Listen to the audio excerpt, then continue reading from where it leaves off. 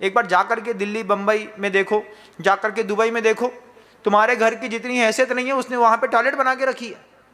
10 kilo सोने के साथ उसी में वो छीछी पुपू करता है। कितना क्या है उनके पास, तुम्हारे पास क्या है?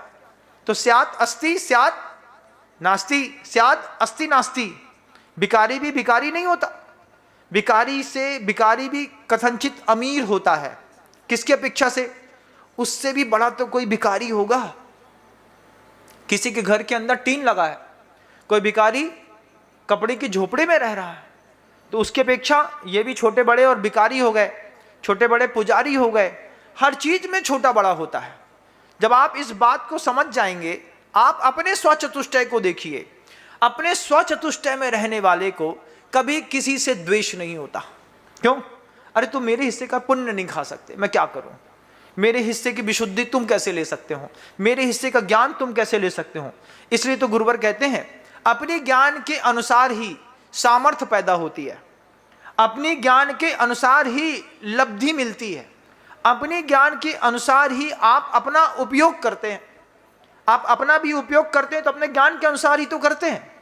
आगम के ज्ञान के अनुसार आप अपना उपयोग कहां करते हैं? वो तो वर्धमान स्वामी का तो मोक्ष मार्ग होता है महाराज, हम तो गृहस्थ हैं। गृहस्थ अगर मोक्ष मार्ग को पढ़ करके गृहस्थी को जिएगा, उसकी गृहस्थी बहुत सरल हो जाएगी। लेकिन उसको ना समझ करके वो अपनी मर्जी का जब धर्म जीता है, तो घर के अंदर मोह घटता है तो शब्द के कारतूस चलते हैं, और जब साधु जीवन में मोह घटता है तो अध्यात्म फलित होता है, सामायिक घटती है। जिस चीज से कल तक मोह कर रहा था वो स्यात् नास्ति, पर चतुष्टय की अपेक्षा से वो मेरी ना है ना हो सकती है। जो मेरी है नहीं, जो मेरी हो नहीं सकती, साधु सोच रहा है, तो उसमें राग द्वेष कैसा करना? अब आप क्या सोच रहे हैं? तू मेरी थी लेकिन तू मेरी नहीं हुई। अब वो तू मेरी नहीं हुई, किसी का मैरिटिकल अफेयर पकड़ लिया तो अब कारतूस तो चलेगा भाई। जितने भी विवाद होते हैं, जितने भी जेलों के अंदर कैदी रखे होते हैं, ये कैसे गए? लोग अंदर हुए, बिना कारतूस चलाए तो नहीं हुए। जरूरी नहीं है कि गोली मार करके आदमी की हत्या करी गई हो। आदमी के सम्मान की हत्या भी तो हत्या होती है, संस्कृति की हत्या भी तो हत्या होती है, कला की हत्या भी हत्या होती है। इसमें कितने कारतूस चले हैं। पूरी दुनिया ने कारतूस चलाए अलग तरीके से, और उस कारतूस को हम झेलते झेलते झेलते कुछ के कुछ हो गए। एक जमाना था, घर के अंदर खकड़िया, पकड़िया, पपड़िया, खुरमी, गोठा, लचका, खींच, खड़ी, खाटू बनता था कि नहीं? आज की औलाद मैगी मांगती है। वो पैदा होते साथ ही बोलती है मैगी। अरे माँ बोल, मैगी बोल रहा है, तो मैगी का क्या है? वो खाएगा तो मैगी खाएगा। उसको घर के अंदर की सेवैयाँ खिला दो, मैगी। उसको बोलो बेटा हमने बिया बनाई है, बिया और मैगी एक ही चीज होती है, आटे की बनती, वो भी ये भी नहीं। आज की औलादें मैगी मांगती हैं। वो पीने के बाद में उसको कोको कोला दिखाई देता है। क्या हुआ? भोजन में कारतूस चला, कपड़े में कारतूस चला, कलाओं में कारतूस चला। भरतनाट्यम सीखने वाले लोग कैबरे सीखने लगे। फोक डांस में आदमी, कॉन्वेंट स्कूल में जाइएगा, एनुअल फंक्शन में सिर्फ फोक डांस सिखाया जाता है, जिससे किसी भी प्रकार की आप कोई अभिव्यक्ति नहीं कर सकते।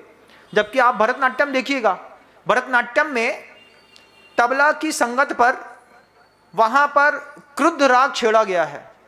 क्रुद्ध राग को, वीर रस को छेड़ करके नृत्य करने वाली नृत्यांगा के चेहरे पर, आंखों पर, उसके हाव भाव की आकृति पर आपको पूरा वीर रस दिखाई देगा। वहां पर शांत रस छेड़ देगा, वो तुरंत शांत होकर के अपने आप को दिखाने लगेगी। वहां पर अगर मान लीजिए और कोई रस ले आए हैं, रौद्र रस लेकर के आए हैं, तो वहां पे 7 के 7 रसों का दर्शन बिना शब्द के, सिर्फ ध्वनि के माध्यम से और इंप्रेशन के माध्यम से भारतीय कला में देते थे। भरतनाट्यम सिखाने वाले विद्यालय ना मिलेंगे। उसके लिए 15, 20, 25 हजार की अलग से ट्यूशन लगाओ। पहले वहीं सिखाते थे।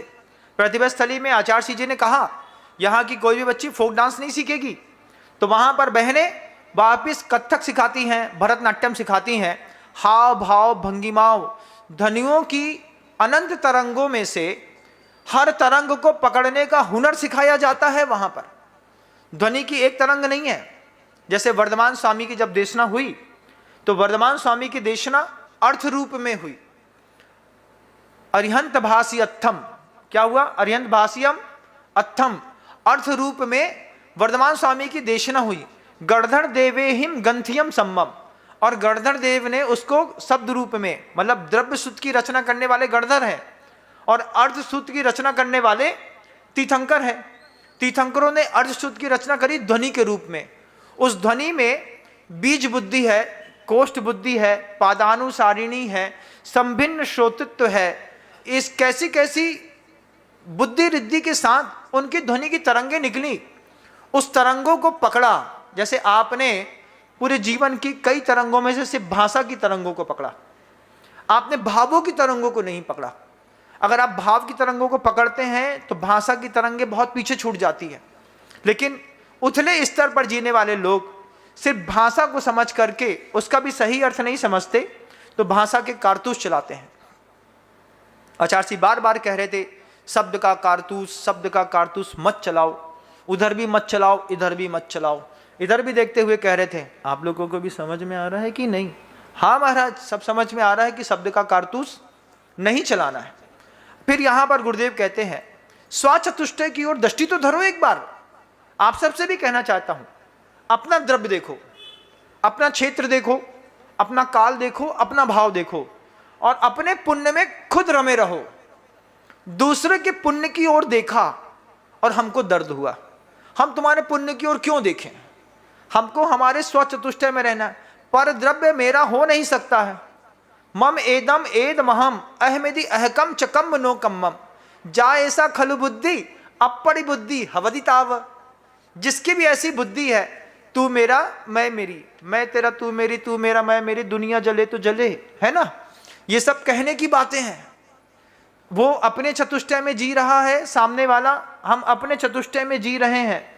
एक पेड़ पर अपने अपने स्वाद्रव्य क्षेत्र काल भाव को लेकर के बहुत सारे पंछी बैठे, जैसे हम सब यहाँ पर बैठे। आप मुझे देख करके सोचें, महाराज आपका ज्ञान कितना गजब का है, तो उससे आपको कुछ मिलने वाला नहीं है।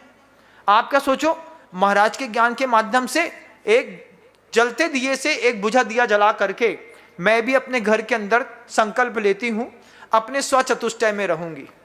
देवरानी सुंदर है तो रही आए, उसने वैसे दान दिए हैं, उसको मान सम्मान मिल रहा है तो उसकी यश कीर्ति का उदय है। और सबका समय आता है, क्योंकि गुण पर्यवत द्रव्यम द्रवती दोषती स्वकी स्वकी पयायान गुणान व इति तद द्रव्यम। वो द्रव्य तो बहता है, जवानी हमेशा नहीं रहती। चेहरे पर साफ सुथरा थे, बीच में एक काला दाग आ गया, फिर एक और आ गया, फिर एक और आ गया, फिर एक और आ गया, फिर आते गए आते गए आते गए आते गए। अब आते गए तो अपना चेहरा सहन नहीं हुआ, इतने दाग हो गए हैं, मिटाने की लाख कोशिश करी, मिटा नहीं। तो जब तक पर चतुष्टय में रहेंगे तब तक लीपा पोती चलती रहेगी।